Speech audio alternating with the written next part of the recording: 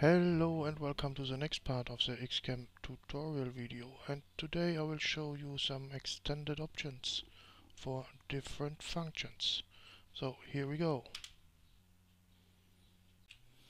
Okay, we start with the extended options for the single brush.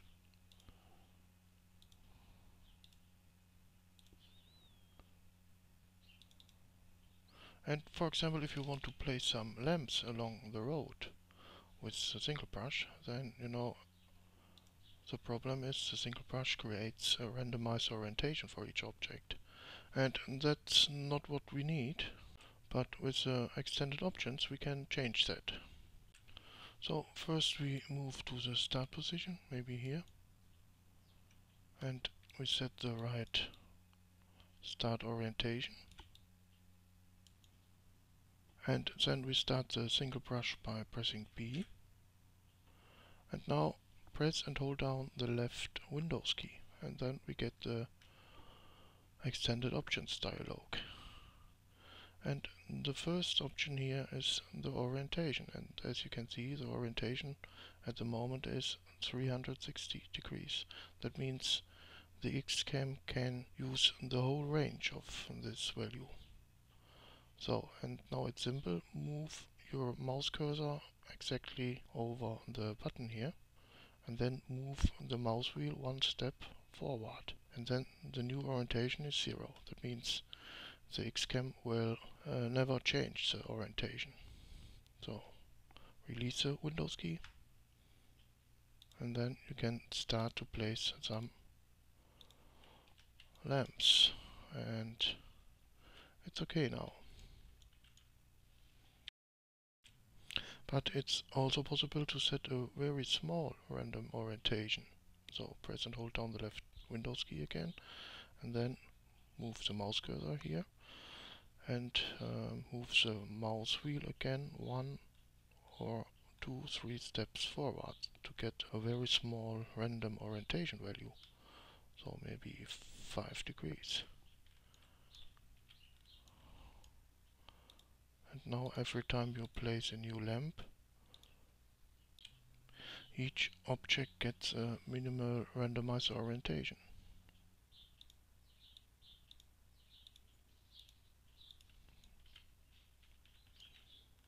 Okay, press space. There is a very small but very useful function available if you work with a single brush. So if you press this button here on the right side, you can disable the measuring line. So we enable this function, and now we start again to place some lamps with a single brush. And now you get a line between the temporary object and the last saved object, and you can see the distance between the objects.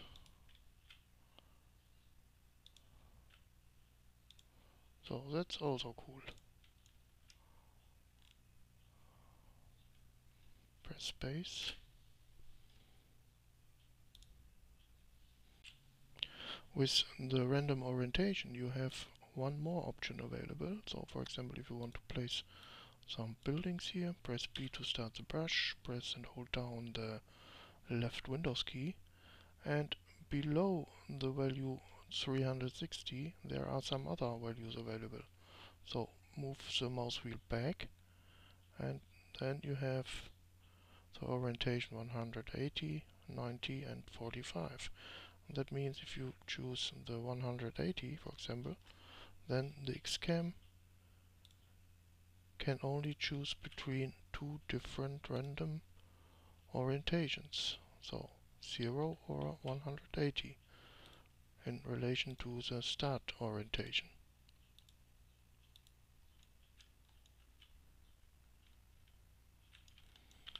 And that means if we now change to the 90 degrees value,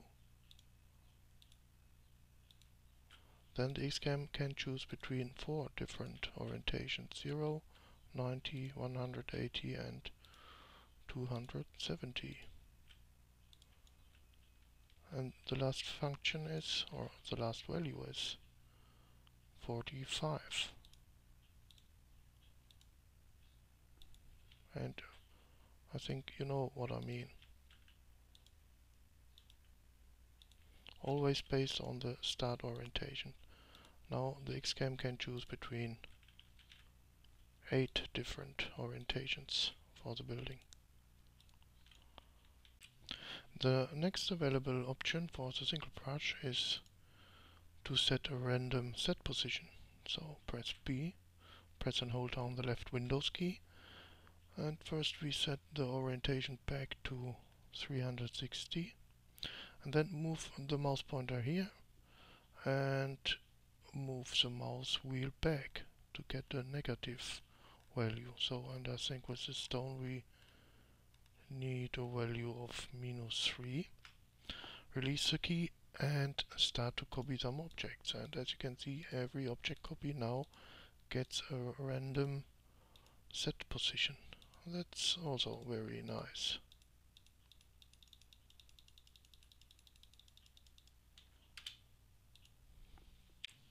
The next option is to save immediately a random scaling value and also a random pitch and bank value.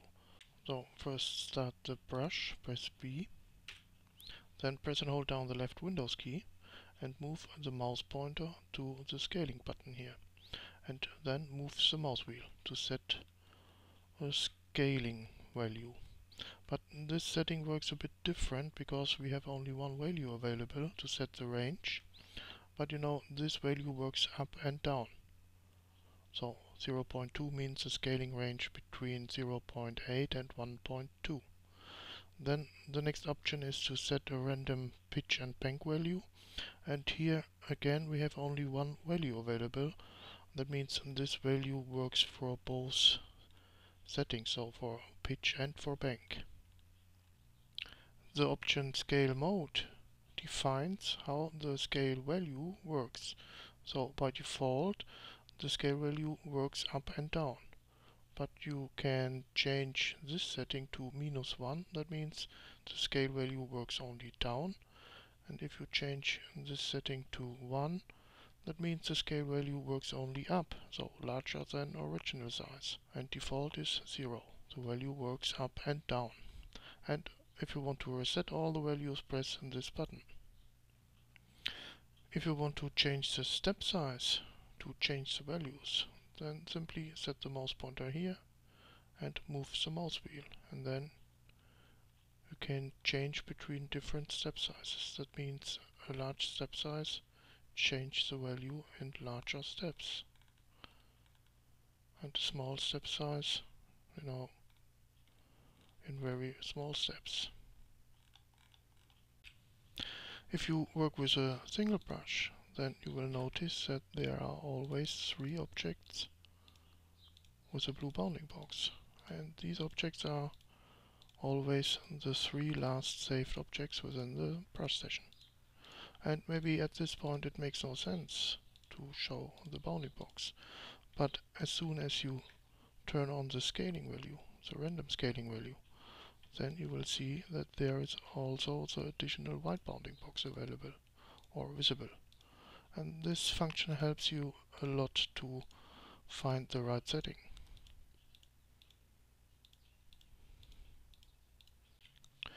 If you want to change this behavior, then you can switch to the settings layer, select the Xcam settings list entry, and here in the list entry data, and here you can find the option count bounding box objects, and by default this value is 3. And if you want to disable this function, then set the value to 0, or if you want to have more objects visible with a bounding box, then increase this value. So for example, maximum is 10 objects. Go back, start the brush, and then you know you have always 10 objects visible with a bounding box.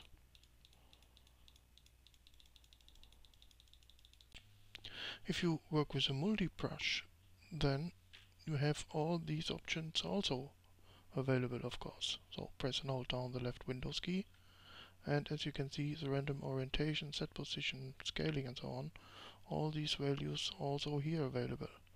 So maybe set the random scaling value and start to create some objects. So that's easy. But with a multi-brush you have some more functions available. So press and hold down the left Windows key again, and then the first additional option is the function not on water. And that means if you want to activate this function, double left click the list entry, and then this one is marked blue, and that means the function is active now. And now the multi-brush is not able to create some objects on water. So that's not possible.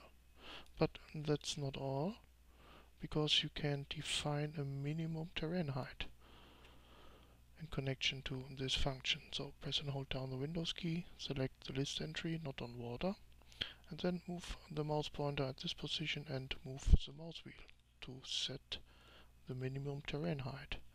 So for example 2.4 meters, and then try to create some objects.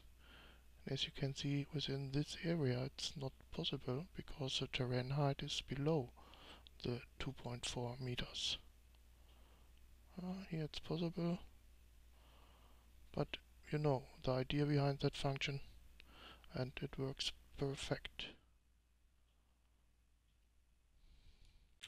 The next available option for the multi-brush is the function not on road. So, but first we deselect this not on water function, double left click, and then we activate the not on road function. Release the Windows key and then start to create some objects. And as you can see, you are not able to create the objects here on the road.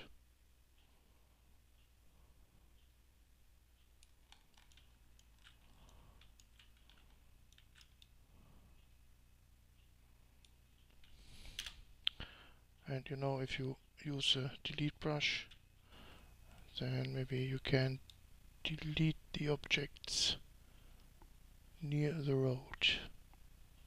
Maybe in this way. The next available option for the multi-brush is no other object function, and maybe the description is not the right one, but anyway, it's a nice function. So start a multi-brush session, and normally, you know, if you start to create some objects, you cannot react on other objects. But with this function, it's possible. So press and hold down the left Windows key, and then select or double left click this function, no other objects. And again, with this function you can set a minimum distance to other objects. So by default it's 5 meters, and I think that's fine. So we try in this setting. And now if you try to create some objects here, that's not possible. You can only create the objects where no other objects are placed.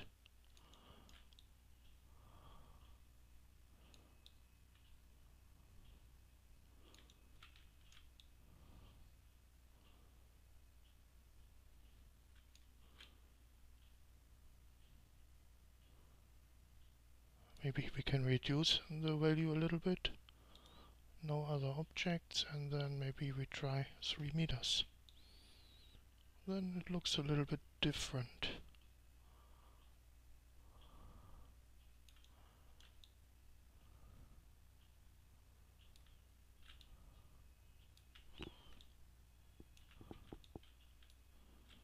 I think you know the idea behind that function.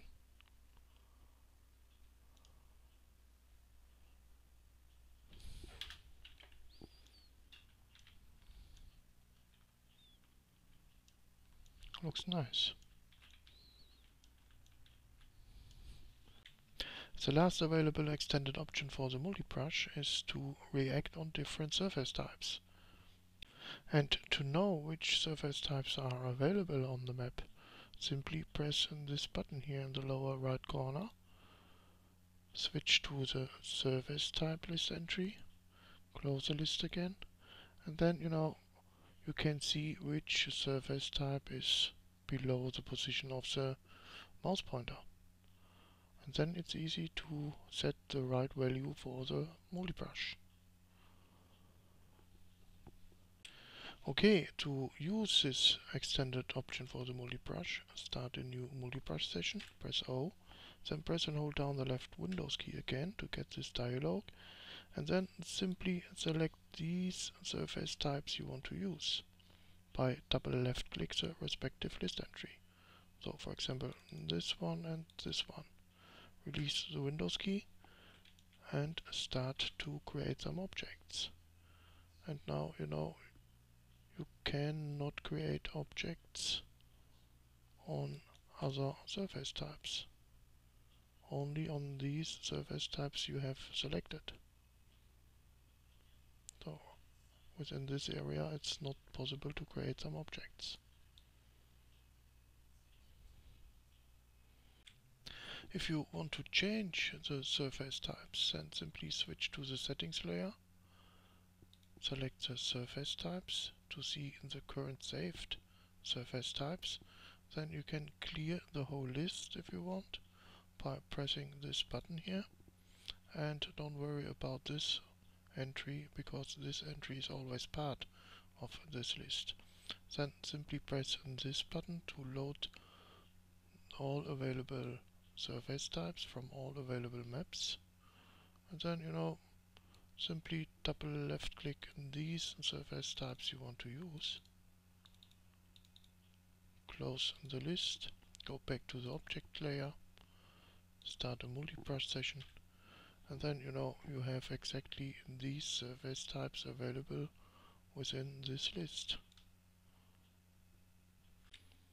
If you have any object selection active, then you have also some extended options available. And the first option is to randomize the position and also the orientation for each object within the selection. Okay, first we need an object selection, and I have already saved all these objects within one object group.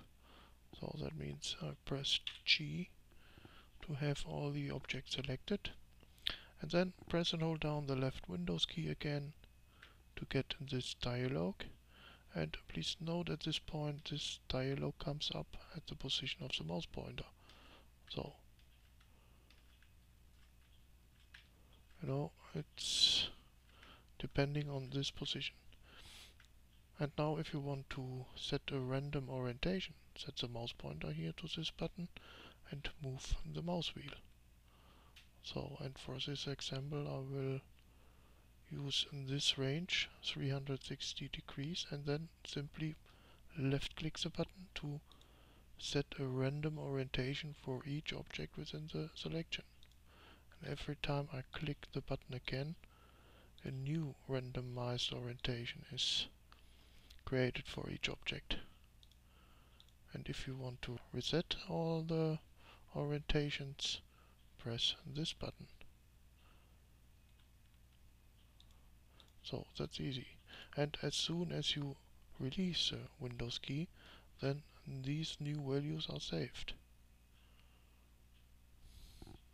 Okay, then you can again press the Windows key, and maybe you want to set a random value on x-axis, maybe 1.5 meters. Then press a button, and every time you press a button, as you can see, each object gets a new position within this range on their x-axis. And if you release the Windows key again, then these positions are saved. Maybe on y-axis again, press the button,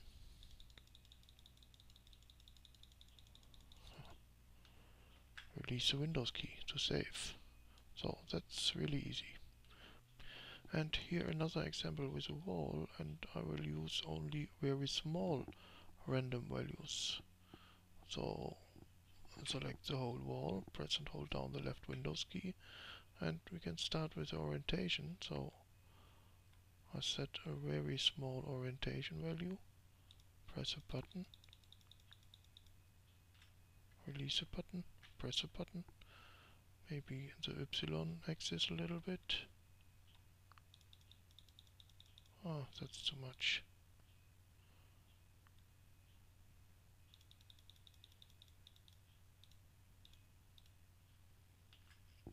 And maybe the Z axis.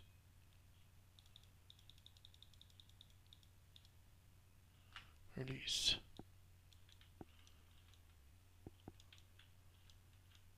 And now it looks not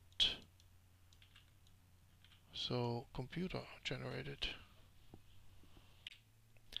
The next extended option for an object selection is the swap position function. And that means if you select all these objects here and you press and hold down the left Windows key, then you can press this button here. And that means all objects swap their positions to each other. So press a button, and then you know every time you press a button you get a new mix. And here a nice example to use this function. So first I will copy the whole object construction. Copy.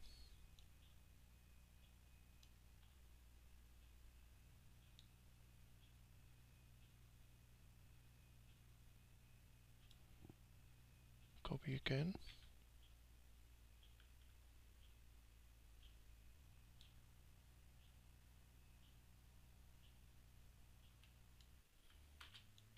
And now as you can see each construction is exactly the same. But I have saved all the vegetation objects into one object group. That means if I now select all the vegetation objects here and now press and hold down the left Windows key, and if I press this button now, I can swap all the positions to create a new version. So for example, that's okay. Then I switch to this object group and do it again to create another version. Maybe this one. And then you can see you have 3 different versions. And you can do it also with the wall. G.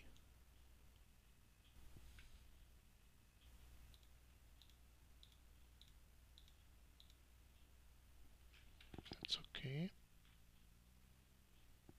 G.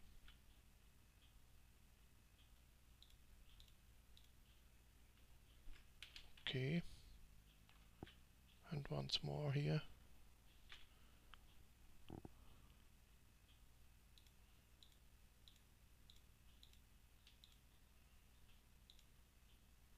Okay.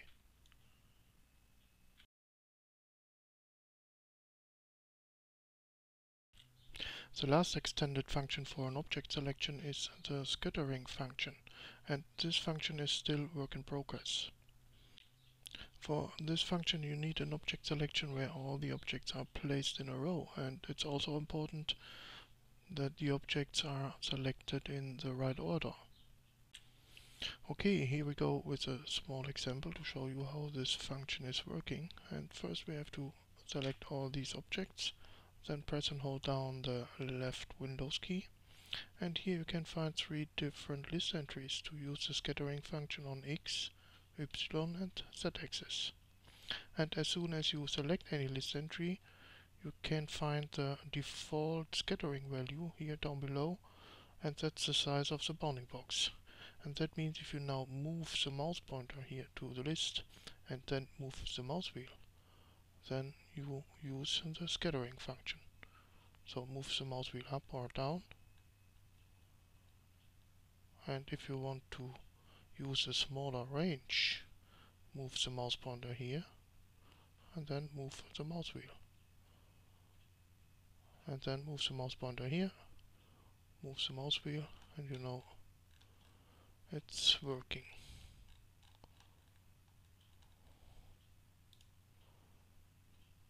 So for example, we can change the Z-axis.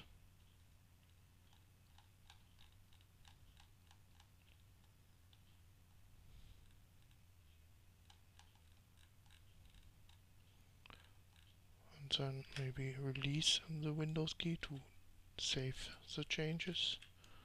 Copy, rotate, Y key, Shift and G, C, rotate.